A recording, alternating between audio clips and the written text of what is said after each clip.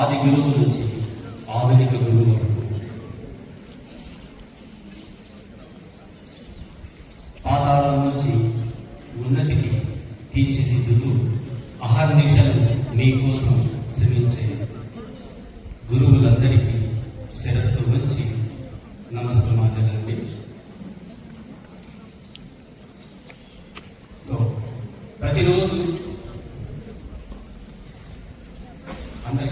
అందరికీ పుట్టినరోజు అవునా? ఎవరు పుట్టినరోజు ఏంటో మీ అందరికీ తెలుసు. ఆ రోజు కేక్ కట్ చేయకపోతే ప్రపంచం ఏదో అయిపోతుందని చెప్పి కదా. సో మూడో ప్రపంచంతో వస్తుంది అని చెప్పి అలా ఫీల్ అవుతున్నాం. సో పుట్టినరోజు అందరికీ తెలుసు ఏ రోజు అనేది. కానీ జ్ఞానం పుట్టింది ఎప్పుడనేది ఎంతమందికి తెలుసు? సో అది ఎప్పుడు ఉంటుంది అంటే మీరు గురువుని కలిసినప్పుడే ఆ జ్ఞానం పుడుతుంది. అంధకారం తొలగిస్తూ, అంధకారం అనే చీకటిని తొలగిస్తూ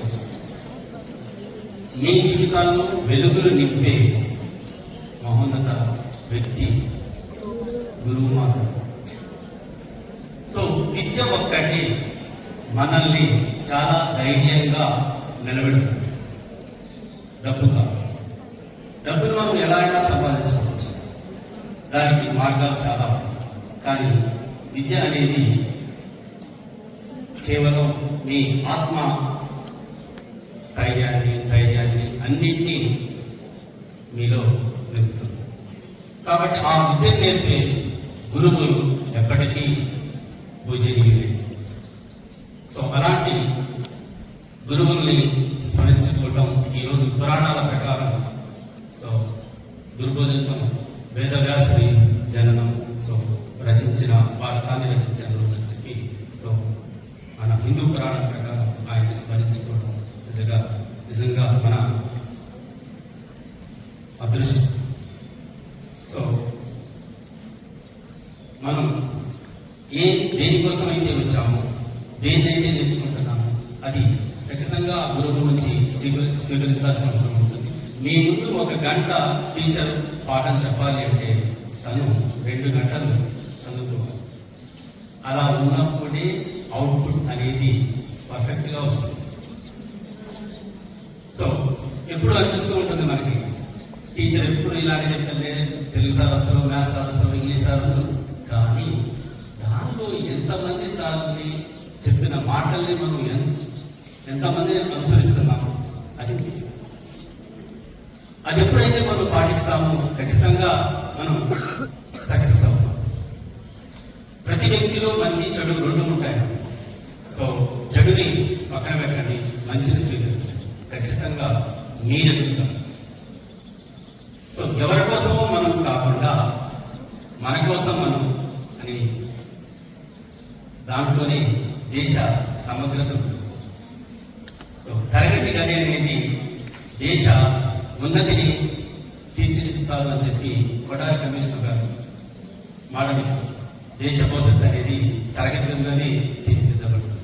కాబట్టి ఈనాటి ఈ విద్యార్థులందరూ రేపు భావి భారత పౌరులు. సో నిన్న నేను క్లాస్లో ఏమవుతారు నాన్న మీరు అని చెప్పి నిన్న 10th క్లాస్కి వెళ్ళాను. భవిష్యత్తులో మీ ఎయిమ్స్ ఏంటి అనేది అడిగాను. సో అడిగినప్పుడు చాలామంది డాక్టర్లు, ఐఏఎస్, ఐపీఎస్, తర్వాత మెకానికల్ ఇంజనీరింగ్, సాఫ్ట్వేర్ ఇంజనీరింగ్ అని చెప్పి చాలా చెప్పారు.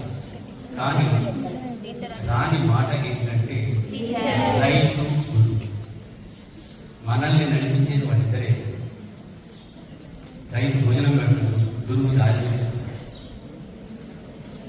సో మా తరం వెళ్ళిపోతుంది, కానీ భవిష్యత్తులో గురువులు తరిగిపోతున్నారు.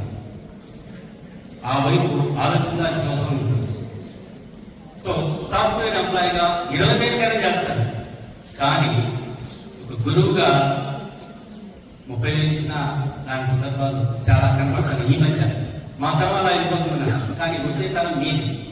సో ఆ వైపు మన దృష్టి ఆలోచించాల్సిన అవసరం ఉంటుంది. కాబట్టి అటువైపు కూడా కొంత ఆలోచించండి. సో అంటే అనుకుంటున్నారు ఏం సార్ విస్తారం చూస్తున్నాం కదా, పిల్లల దగ్గరికి వచ్చి ఈ పిల్లలతో మేము ఆడ పాట పాడడం అనుకుంటున్నారు అంతేనా. కానీ దాంట్లో ఒక తృప్తి ఉంటుంది. గురువులు బోధించేప్పుడు నేను ఈరోజు పిల్లలతో కూడా అన్నా, ఆ సీట్లో కూర్చునేదానికంటే క్లాస్లో పాఠం చెప్తే మాకు చాలా ఆనందంగా ఉంటుంది. నాకు సార్ అదే అనుకునేది, అందుకే స్టార్ట్ చేస్తాను క్లాస్.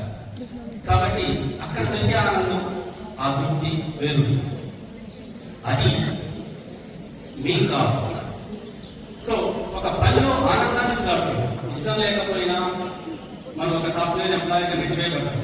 ఇప్పుడు చాలా మంది కంపెనీస్ వాళ్ళని ఫైర్ చేస్తారు, నాలెడ్జ్ లేనప్పుడు ఫైర్ చేస్తారు.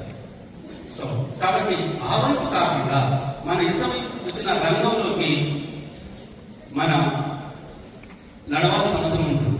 పక్కవాడు చేస్తున్నాడని అందరు సాఫ్ట్వేర్ అవుతున్నారని సాఫ్ట్వేర్, డాక్టర్ అవుతున్నారని డాక్టర్, అలా కాదు.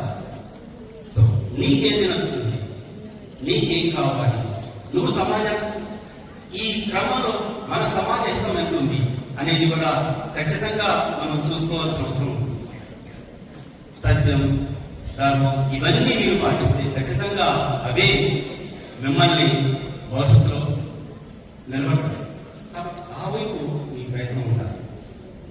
ఒక గోల్ని నిర్ణయించుకోండి, ఆ గోల్ కోసం ప్రయత్నం చేయండి. సో ఆ ప్రయత్నంలో మనం వెనక్కి పోవచ్చు, కానీ దాన్ని రీచ్ అయ్యేంత వరకు ప్రయత్నం చేస్తూనే ఉన్నాడు. సాధ్యం కానప్పుడు వేరే ఆల్టర్నేటివ్ ఆలోచించాలి, అంతే తప్పితే ఆ ఏం లేకుండా మన భవిష్యత్తు ఉండకూడదు. ఈ సందర్భంలో చిన్న కథ ఏంటంటే, ఒక ఊరు ఉంటుంది. ఆ ఊర్లో అడవికి దగ్గరగా ఉంటుంది. ఒకరోజు దొంగల పడ్డారు 10 మంది. సో దొంగల పడి ఏం చేశారంటే ఆ ఊర్లో సంపద అంతా దోచుకుపోతూ, దాంతో పాటుగా ఒక పిల్లాన్ని కూడా, చిన్న పిల్లాన్ని, ఒక 6 years బాబు కూడా తీసుకుని పోతారు. సో తెల్లారి వేసిన తర్వాత అందరూ ఆ ఊర్లో వాళ్ళందరూ కష్టపడి ఉంటుంది కదా ఊళ్ళో, అక్కడ అసెంబ్లీ అయ్యారు. అయ్యి ఏం జరిగింది ఏంటి అనేది అన్ని తెలుసుకున్న తర్వాత అయ్యో బాబుని కూడా తీసుకెళ్లారని చెప్పి, సో పెద్దలు ఏం చేస్తారంటే కొంతమంది 10 మంది కలిసి ఖచ్చితంగా ఆ బాబుని తీసుకురావాలి ఊరికి అని చెప్పి నిర్ణయించుకొని దానికి సంబంధించిన తినుబండారాలు, తర్వాత వాళ్ళ ఫుడ్ అన్ని తీసుకొని బయలుదేరి సో ఆ బాబు కోసం వెతులాడుకుంటూ వెళ్తారు. అది ఒక అడవి ప్రాంతం. తర్వాత వాళ్ళు గుట్ట మీద ఉంటారు. సో ఆ గుట్ట ఎక్కాలంటే అంత ఈజీ కాదు. సో దొంగలు కూడా ఏం చేస్తారంటే ఎవరు రాకుండా తీసుకుపోయిన వాటిని ఒక తాళ్ళు వేసుకొని నిలువుగా ఉంటుంది.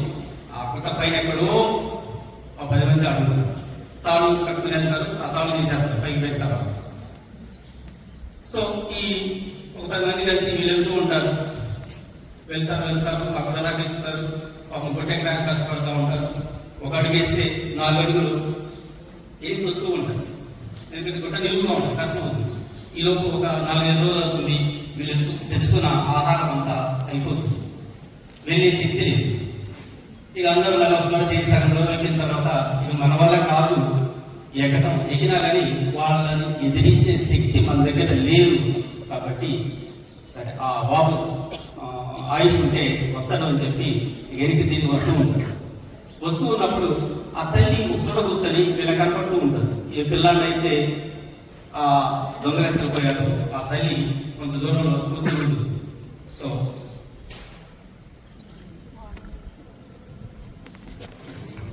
అప్పుడు ఈ 10 మంది చూసి అయ్యో ఈ అమ్మాయి ఇక్కడే కూర్చుంది అని చెప్పి అమ్మతో అంటారు, అమ్మ కష్టం అవుతుంది, మాకే ఎక్కడానికి కష్టంగా ఉంది, మీరు వెళ్ళకండి, మీరు వెళ్ళినా ఆ దొంగల్ని కన్వీన్ చేస్తూ ఆ పిల్లాన్ని తీసుకుని రాలేదు, వాడికి ఆయుష్ ఉంటే వాడే వస్తారు అని చెప్పి చెప్తారు. అంటే ఆ తల్లి చెప్తుంది, నేను ఎక్కట్లేదయ్యా, దిగుతున్నానంట. అప్పుడు ఆ గ్రామ పెద్దల 10 మంది ఆమె వెనక ఉన్న జోరులో పిల్లాన్ని చూశారు. వెనక జోరులో పిల్లాన్ని పెట్టుకుని ఎదుగుతా ఉన్నారు. అప్పుడు ఆ తల్లి చెప్తుంది, మీరు సహృదయంతో ఊర్లో ఉన్న ఒక పిల్లాన్ని తీసుకురావాలని చెప్పి కొండ ఎక్కడానికి ప్రయత్నం చేశారు. కానీ నేను అలా కాదు, తల్లిని, వాడే నా జీవితం, వాడే నా భవిష్యత్తు, కాబట్టి ఆ పిల్లాన్ని నేను ఖచ్చితంగా తీసుకురావాలని చెప్పి వెళ్ళాను. అక్కడికి వెళ్ళాను, వాళ్ళని కన్విన్స్ చేశాను. వాళ్ళు ఎవరో ఒకరు ఎదురులో ఉన్నారు, నా మాట విన్నారు. చివరికి నాకు ఆ పిల్లాన్ని అప్పచెప్పారని చెప్పి ఆ తల్లి చెప్పింది.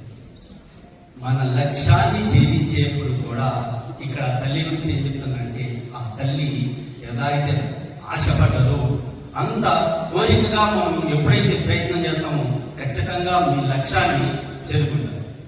సో మధ్యలో డీవియేషన్స్ రావచ్చు, కష్టాలు రావచ్చు, ఇబ్బందులు రావచ్చు, కానీ వాటన్నింటినీ అధిగమించి మీరు ఆ లక్ష్యాన్ని ఎప్పుడైతే చేరుకుంటారో ఖచ్చితంగా మీరు వాటన్నిటి వచ్చుకొని చేస్తే లక్ష్యం అనేది మీ ముందు ఉంటుంది. కాబట్టి అలాంటి ప్రయత్నం కావాలి. అయితే అదొకటే కాదు, కేవలం లక్ష్యాన్ని చేరడమే కాదు. సో ఒక్కసారి అది మన చేజారిపోయినప్పుడు డిసప్పాయింట్ కాకుండా ఖచ్చితంగా ఆల్టర్నేటివ్ అనేది ఒకటి మన మనసులో మెదలాలి. సో అది ఉన్నప్పుడే మనం జీవితం అనేది సాఫీగా సాగుతుంది.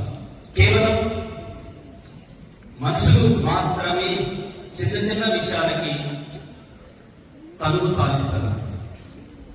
సృష్టిలో ఏ ప్రాణి కూడా అర్ధాంతరంగా ఆయుష్ తీసుకోరు. ఒక మనిషి మాత్రమే ఆ పని చేస్తారు. అంటే ఏ ప్రాణికి కష్టాలు లేవా, నష్టాలు లేవా, ఆహారం వేసిన ప్రతి దానికి ఉంటుంది. కుక్కకు ఉంటుంది, నక్కకు ఉంటుంది, ఆవుకు ఉంటుంది, ప్రతి దానికి ఆహారం వేసి ఉంటుంది. కష్టాలు ఉంటాయి, నష్టాలు ఉంటాయి. దాని జీవితంలో ఆ కష్టాలు పడుతుంది. కేవలం మనిషి మాత్రమే నా కష్టాలు పడే కాదు. ప్రతిలో చాలా అన్నీ, ప్రతిదీ దాని అన్వేషణ కోసం కష్టాలు పడుతుంది. మరి అది చేయలేని పని ఒక మనిషి మాత్రమే ఎందుకు చేస్తున్నాడు? ఎందుకు అర్థాంతరంగా చిన్న చిన్న ఒత్తుళ్ళకి తలబొక్కి జీవితాన్ని ముగిస్తున్నాడు? అది ఆలోచన. సో అది పోవాలి అంటే ఖచ్చితంగా మనలో రిలాక్స్డ్ మోడ్ అనేది ఉండాలి. ఆ వైపు మన ప్రయత్నం ఉంటే మనం పనిచేస్తాం, అలాగే రిలాక్స్ కావాలి. కానీ పనిచేస్తున్నాము, ఈ మధ్యలో మనకు వైరస్ ఆక్రమించేసింది. అది సెల్ ఫోన్. మనం ఇంటికి పోతే ఖచ్చితంగా అమ్మ నాన్నలే కాకుండా సెల్ ఫోన్ పట్టుకుని కూర్చుంటాం. దాంట్లో సాగంగా చెప్పినట్టుగా వాట్సాప్లో, ఇన్స్టాగ్రామ్లో ఏదో ఒక రీల్స్ చూసుకుంటూ ఉంటాం. ఏంటి అంటే దాంతో రిలాక్స్ అవుతున్నాం అంటాం. రిలాక్స్ అలా కాదు. ఫ్రెండ్స్తో మాట్లాడాలి, అమ్మా నాన్నతో మాట్లాడాలి. అంతకంటే ఎక్కువ రిలాక్సేషన్ ఉంటుంది అనేది అధ్యయనాలు చెప్తాను, నేను కాదు. సెల్ ఫోన్తో మనం చూసేవి, దాన్ని చూసి నవ్వుకునేవి అవి కొంత మాత్రమే. కానీ దానికంటే ఎక్కువ మనం రిలాక్స్ మోడ్లోకి వచ్చేది ఎప్పుడంటే ఫ్రెండ్స్తో మాట్లాడినప్పుడు, తర్వాత మీ పేరెంట్స్తో మాట్లాడినప్పుడు, మీ బంధువులతో మాట్లాడినప్పుడు, ఇలా ఈ వైపు మన ప్రయత్నం ఉండాలి. ఆ వైరస్ ఎప్పుడైతే మనం స్టాప్ చేస్తామో ఖచ్చితంగా మీ ఎయిమ్స్లో మీరు సక్సెస్ అవుతారు.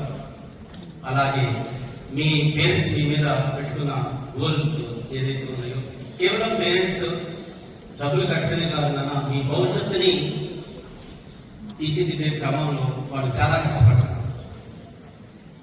సో కాబట్టి వాళ్ళ వైపు నుంచి కూడా కొంత ఆలోచించండి. అది వాళ్ళ కోసం కాదు, మన కోసం కూడా. మనం ఎలా ఉండాలి భవిష్యత్తులో అనేది వాళ్ళు చూస్తారా. సో అది కాకపోవచ్చు, వాళ్ళు అనుకున్న ఒక డాక్టర్ కావాలని కోరుకుంటున్నారు, అది డాక్టర్ కావచ్చు. ఇంకొక వైపు నువ్వు సక్సెస్ అని చూపిస్తే ఖచ్చితంగా వాళ్ళు మొదటగా సంతోషపడేది తల్లిదండ్రులు. తర్వాత నిస్వార్థంగా మీ ఉన్నతిని కోరుకునేది ఉపాధ్యాయుడు. అలాంటి ఉపాధ్యాయులందరికీ మరొకసారి ధన్యవాదాలు తెలియజేస్తున్నాను.